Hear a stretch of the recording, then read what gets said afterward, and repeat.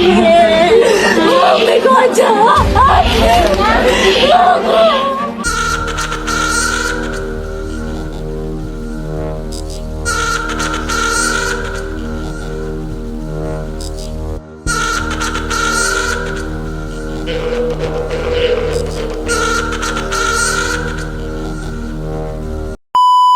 Halo guys, balik lagi dalam channel gua. Guys, hari ini gua akan ngebahas kasus request dari kalian tentang kasus driver ojol yang kehilangan nyawa di tangan pria selingkuhan dari sang istri. Yang membuat kasus ini pun gempar adalah pembunuhan itu terjadi di saat driver ojol ini memergoki dengan mata kepalanya sendiri menyaksikan istrinya bersama dengan laki-laki lain berduaan di dalam kamar. Bagaimana kronologi ceritanya? Yuk kita simak videonya.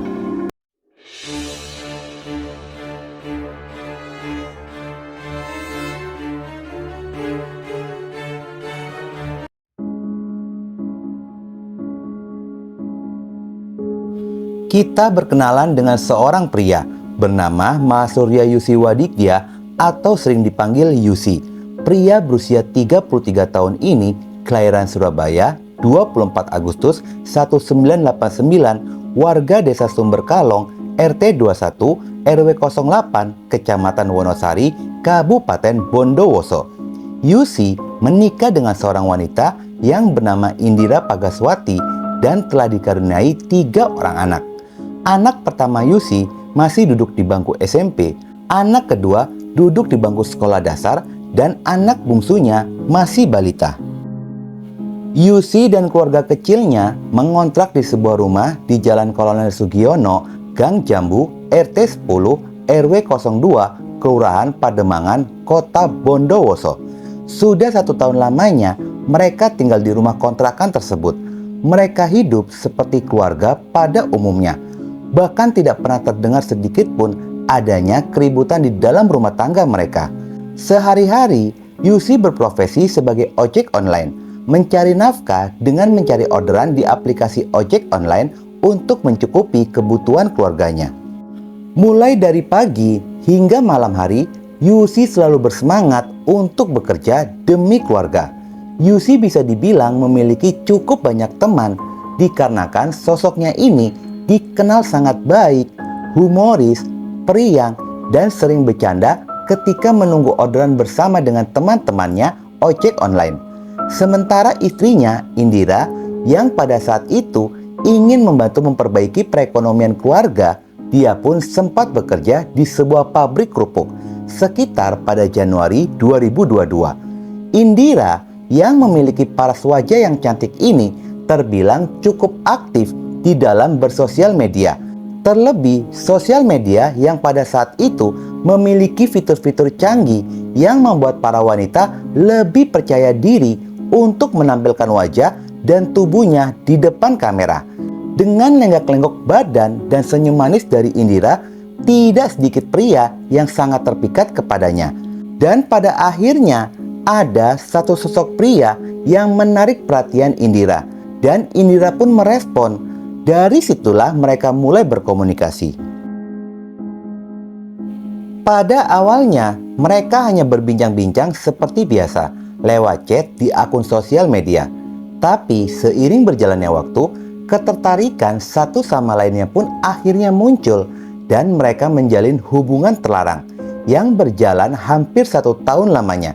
Setelah mereka menjalin hubungan yang lebih jauh, Indira pun mulai berani mengajak pria kenalannya itu datang ke rumah di saat sang suami sedang bekerja.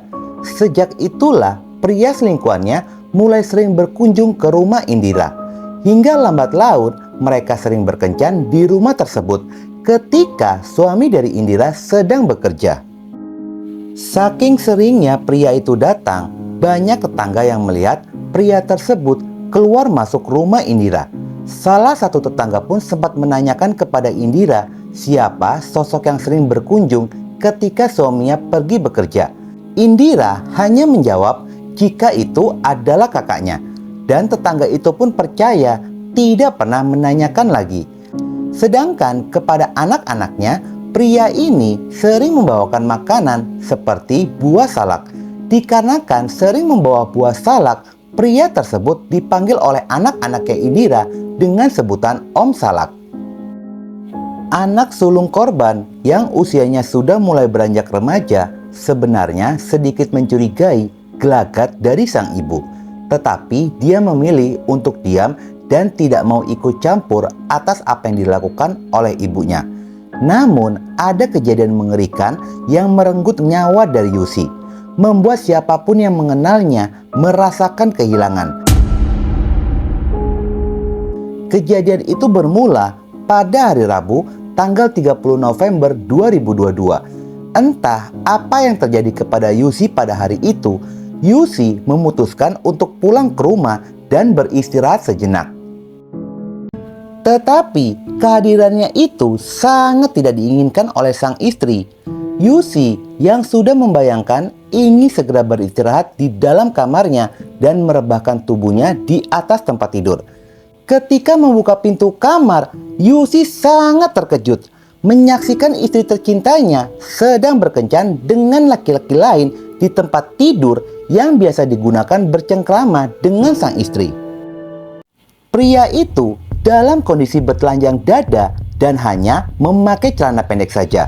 Dengan perasaan hancur dan penuh amarah menerima kenyataan sang istri telah berkhianat, dia pun naik pitam dan pertengkaran hebat pun terjadi. Yusi spontan saja melakukan KDRT kepada sang istri yang belum pernah dia lakukan sebelumnya. Suara gaduh dari keributan itu hingga terdengar oleh tetangga sekitaran. Yusi terus melakukan KDRT kepada sang istri dan dia pun tidak menyadari diam-diam selingkuhan dari sang istri mengambil sesuatu dari dalam tasnya dan segera lari keluar kamar. Yusi yang tidak terima dengan perbuatan mereka langsung mengejar laki-laki itu ke ruang tengah. Hati yang penuh amarah ingin sekali memukul selingkuhannya itu, namun tanpa diduga laki-laki itu pun berbalik arah lalu menyerang balik Yusi dan menikam tajam pisau ke bagian dada Yusi secara membabi buta.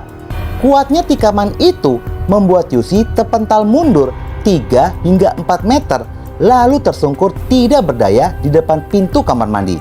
Dan disitulah nyawa Yusi tidak dapat diselamatkan lagi dikarenakan banyaknya darah yang keluar dari luka-luka tikaman tersebut.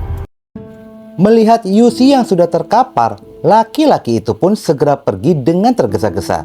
Dan beberapa saat kemudian, tetangga berkerumun dan menemukan Yusi tergeletak bersimbah darah, segera melaporkan kejadian itu ke pihak kepolisian. Polisi yang tiba di lokasi segera melakukan evakuasi ke tubuh korban, lalu membawanya ke rumah sakit RSUD Kusnadi Bondowoso. Dari hasil pemeriksaan ditemukan adanya 7 lubang tikaman pada bagian dada dan perut korban. Rasa sedih yang teramat sangat dirasakan oleh orang tua, keluarga, serta kerabat dekat para driver ojek online merasakan kehilangan sosok Yusi yang dikenal baik dan selalu saja memberikan warna di dalam setiap kehadirannya. Seluruh rekan sesama ojol menunjukkan rasa solidaritas. Mereka mengiringi perjalanan ambulans yang membawa tubuh Yusi menuju peristirahatan terakhirnya di pemakaman yang tidak jauh dari kontrakan Yusi. Yusi telah pergi untuk selamanya, meninggalkan istri dan 3 orang anaknya yang masih kecil. Orangnya baik, ya humoris, suka bercanda. Ya kelihatannya kalau sama teman-teman yang lain, ya bahagia terus lah, kayak tidak ada masalah. Sementara kami mengamankan ada beberapa barang bukti yang sudah kami amankan, salah satu ada 1 buah pisau. Sementara dari hasil penggalian keterangan saksi di lokasi, pada kasus ini langsung mengerucut kepada satu terduga pelaku, yakni selingkuhan dari Indira, istri korban. Kurang dari 24 jam setelah kejadian itu, laki-laki itu pun segera ditangkap oleh pihak kepolisian dan menjalani proses interogasi di kantor polisi.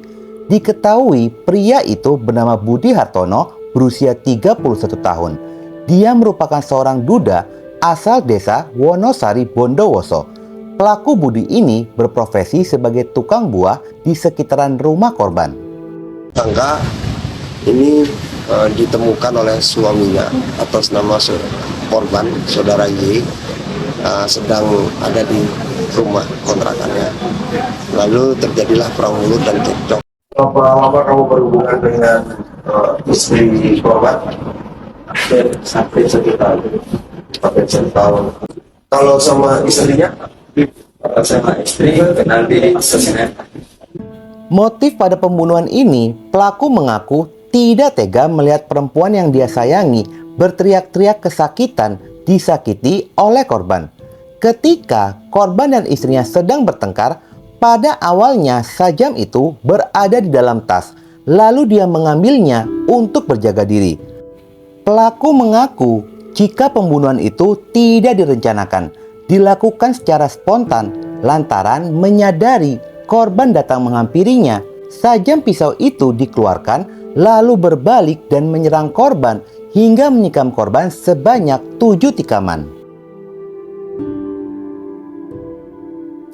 Atas perbuatannya, pelaku dijerat dengan pasal 340 sub pasal 338 sub 1 ayat 3 KUHP. Di dalam persidangan ini, kasus dikategorikan pembunuhan tidak berencana. Namun, ada beberapa hal yang meringankan pelaku. Selama persidangan, akui semua perbuatannya, serta bersikap sopan dalam persidangan, dan dia pun menyesali perbuatannya. Oleh karena itu, vonis hukuman pun menjadi 15 tahun penjara. Guys, korban ini kehilangan nyawa dalam posisi 2 kali terzolimi, yakni dihianati oleh sang istri dan dibunuh. Semoga kejadian ini menjadi pelupur dosanya dan insya Allah jannah untuknya.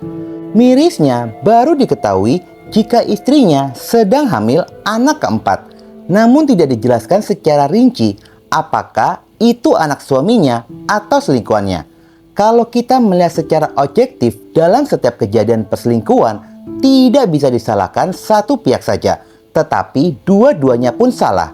Karena biasanya pria yang menggoda dan perempuan merespon, atau sebaliknya. Inilah contoh nyata perselingkuhan menjadi sumber petaka. Oke guys, sekian dulu video gua hari ini, dan jangan lupa ikuti terus video gua. Oke?